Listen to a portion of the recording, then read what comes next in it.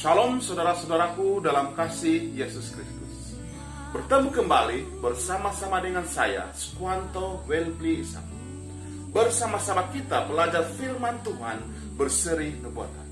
Dan pada hari ini saudara, kita akan belajar topik yang ke-10 yang bertajuk Roma 13 dan Daniel 4. Mari kita berdoa. Bapa kami yang bertakhta dalam kerajaan sorga, Tuhan semesta alam, Tuhan pencipta langit dan bumi, pada waktu ini Bapa kami bersyukur kepadamu karena berkat yang Engkau sudah berikan dan curahkan kepada kami. Tuhan, sementara ini kami akan belajar firman-Mu. Namun sebelum itu, ampuni kami satu persatu agar kami layak menjadi anak Tuhan. Bapa, kami mohon Roh Kudus-Mu, malaikat-Mu, Yesus Kristus menyertai kami, agar kami diberkati mempelajari firman-Mu yang Engkau sudah berkati, Tuhan. Doa ini kami serahkan dalam nama Yesus. Amin. Saudaraku dalam kasih Tuhan, Nabi Daniel memberi erti kepada mimpi Raja Nebukadnezar yang kedua. Saat ini mimpi itu adalah mengenai dirinya. Dalam mimpi itu, raja itu dilambangkan sebagai suatu pokok yang besar yang memberi pelindungan kepada binatang, dan padanya burung akan membuat sarang dan akan memberi buah kepada mereka semua. Tetapi saudara, pokok itu akan ditebang. Mari kita lihat apa yang dinyatakan oleh Raja Nebukadnezar mengenai mimpinya. Mari kita buka buku Daniel 4 ayat 13 hingga 16 yang berfirman. Kemudian dalam penglihatan yang kudapat di tempat tidurku itu, tampak seorang penjaga, seorang kudus turun dari langit. Dia berseru dengan nyaring. Demikian katanya, tabanglah pohon itu dan potonglah dahan-dahannya, gugurkanlah daun-daunnya dan hampurkanlah buah-buahnya. Biarlah binatang-binatang lari dari bawahnya dan burung-burung dari dahan-dahannya. Tetapi biarkanlah tunggulnya tinggal di dalam tanah, terikat dengan rantai dari besi dan tembaga, di rumput muda di padang. Biarlah ia dibasahi dengan embun dari langit, dan bersama-sama dengan binatang-binatang mendapat bahagiannya dari rumput di bumi. Biarlah hati manusianya berubah dan diberikan kepadanya hati binatang. Demikianlah berlaku atasnya sampai 7 masa berlalu. Saudara-saudaraku di dalam kasih Yesus Kristus, Daniel menolak untuk memberitahu raja akan maksud mimpinya, saudara. Apa yang telah dinyatakan Allah kepada Daniel mengenai mimpi raja adalah dia akan kehilangan akal dan berkelakuan seperti hewan selama 7 tahun. Tetapi selepas 7 tahun berakhir, dia akan kembali pulih dan akan memerintah semula.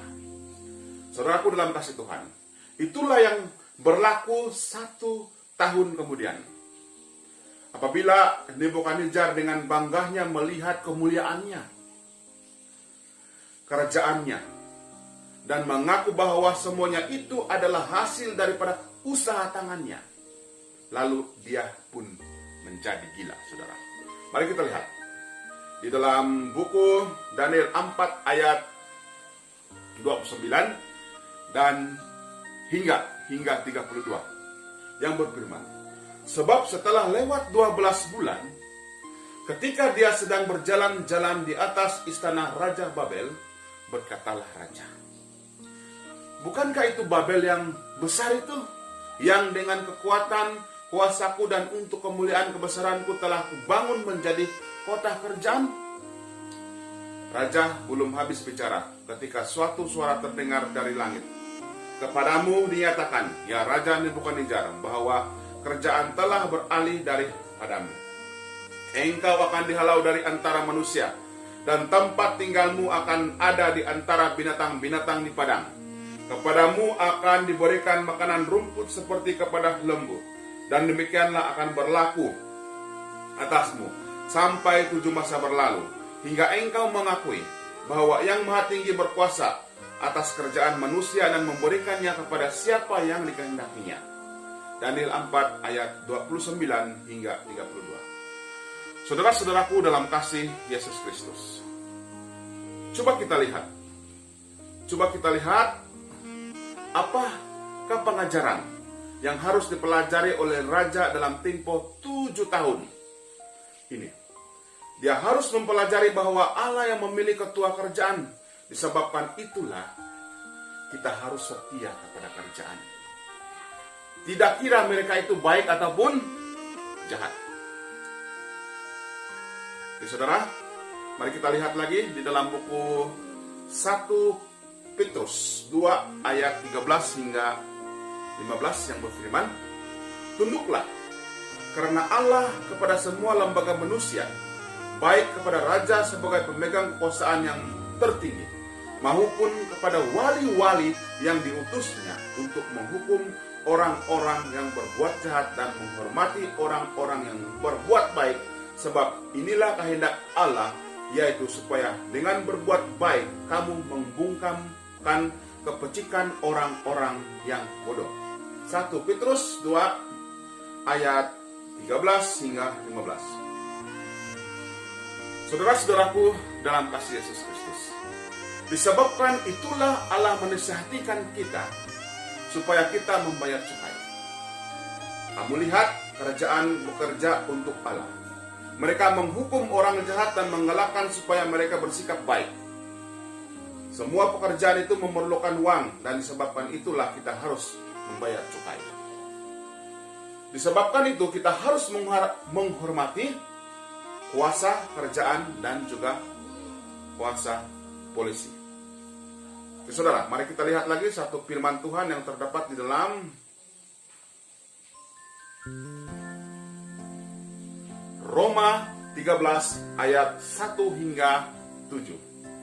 Roma 13 ayat 1 hingga 7 yang berfirman, tiap-tiap orang harus takluk kepada pemerintah yang di atasnya, sebab tidak ada pemerintah yang tidak berasal dari Allah, dan pemerintah-pemerintah yang ada ditetapkan oleh Allah.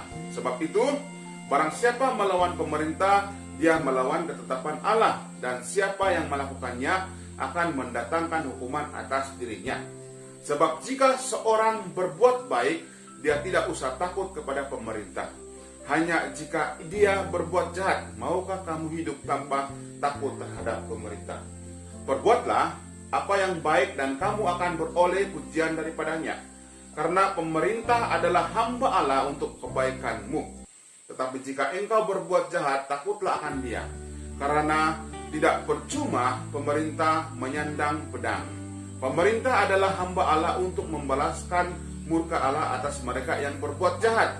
Sebab itu perlu kita menaklukkan diri, bukan saja oleh karena kemurkaan Allah, tetapi juga oleh karena suara hati kita. Itulah juga sebabnya maka kamu membayar pajak, karena mereka yang mengurus hal itu adalah pelayan-pelayan Allah.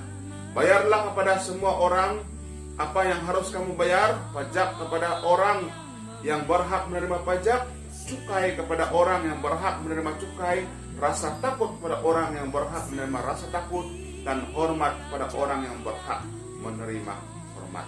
Roma 13 ayat 1 hingga 7. Saudara-saudaraku dalam kasih Yesus Kristus, apabila kita berkata dalam seri yang lalu kuasa pemerintahan kerajaan punya limit, ya, kita mengajar prinsip yang betul, saudara. Tetapi itu bukan bermakna bahwa kuasa yang mempunyai limit bermaksud mereka tidak mempunyai kuasa sama sekali, saudara. Sebaliknya, masyarakat yang baik harus mematuhi semua undang-undang kecuali undang-undang yang bertentangan dengan hati nurani mereka. Saudaraku dalam kasih Tuhan, kita harus menjadi masyarakat yang baik. Dengan cara ini, kita boleh menutup mulut mereka, saudara. yang menuduh kita bahwa kita sudah melanggar undang-undang negara. Tidak, kita tidak melanggar undang-undang negara. Kita percaya bahwa Allah telah meletakkan manusia dalam kuasa kedudukan mereka. Yesus dan Petrus, kedua-dua mereka mengajar bahwa kita harus mematuhi undang-undang negara. Namun mereka dibunuh oleh kerajaan yang sama di mana mereka telah membayar cukai selama ini. Namun mereka dibunuh oleh kerajaan yang sama di mana mereka telah membayar cukai selama ini. Dengan itu, saudara, mungkin akan berlaku kepada kita. Mungkin akan berlaku kepada kita. Karena kita tidak boleh memikirkan bahwa kita akan dilayani lebih baik daripada para nabi. Dan sudah tentu tidak melebihi layanan yang telah diberikan kepada Yesus. Matius 10 ayat 25 vers 5. Cukuplah jika murid menjadi seperti gurunya dan hamba menjadi seperti tuannya. Jika mereka menyebut tuan rumah itu Bejebul, lebih buruk lagi kepada anggota keluarganya. Matius 10 ayat 25. Saudaraku dalam kasih Yesus Kristus, kita perlu membayar utang kita, menuruti hukum Allah, mematuhi undang-undang negara, dan mengasihi antara satu sama yang lain. Mari kita lihat Roma 13 ayat 8 hingga 10 berfirman, janganlah kamu berhutang apa-apa kepada siapapun juga, tetapi hendaklah kamu saling mengasihi. Sebab barang siapa mengasihi sesamanya manusia, dia sudah mematuhi hukum Taurat. Karena firman, jangan berzina, jangan membunuh, jangan mencuri, jangan mengini, dan firman lain manapun juga sudah tersimpul dalam pikiran ini, yaitu kasihilah sesamamu manusia seperti dirimu sendiri. Kasih tidak berbuat jahat terhadap sesama manusia. Karena itu, kasih adalah genapan hukum Taurat. Roma 13 ayat 8 hingga 10. Saudaraku dalam kasih Yesus Kristus, firman ini juga pastinya memberi pengajaran kepada kita. Dan termasuk juga kepada saya, saudara. Firman ini telah memberi pengajaran kepada saya. Sepatutnya kita harus menghormati kerajaan, tetapi ada limitnya, dan kita juga harus membayar utang kita. Ya saudara, pada seri yang seterusnya kita akan melihat pelan Allah yang menghancurkan kuasa jahat yang sudah lama menguasai dunia. Saudaraku dalam kasih Yesus Kristus, terima kasih atas pendengaran kita terhadap pelajaran kita pada hari ini, yaitu topik yang ke-10. Dan kita akan bertemu kembali di topik yang ke-11. Semoga Tuhan memberkati kita semua, saudara. Mari kita berdoa. Bapa kami yang bertakhta dalam kerajaan surga, kami bersyukur atas firman yang kami telah pelajari tadi, telah memberi pengajaran kepada kami, telah memberi teguran kepada kami yang lain. Bapa, biarlah berkat yang telah kami dapat dari pelajaran ini menjadi berkat kepada kami, dan kami juga akan menjadi berkat kepada orang-orang di luar sana. Doa ini Tuhan kami serahkan dalam nama